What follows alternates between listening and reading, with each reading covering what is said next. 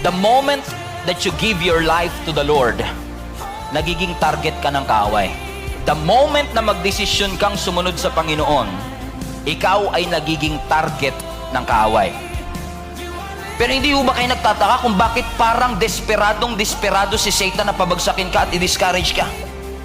Alam mo, the more na nagiging desperado si Satan na i-discourage ka, mas lalo kang magtaka. Ano kaya ang nakikita ni Satan sa future mo na pinipigilan kanyang magpatuloy? Kaya huwag kang magtataka kung may mga pagsubok na darating sa buhay mo at i-discourage ka ni Satanas kasi meron marahil siyang nakikita na hindi mo nakikita.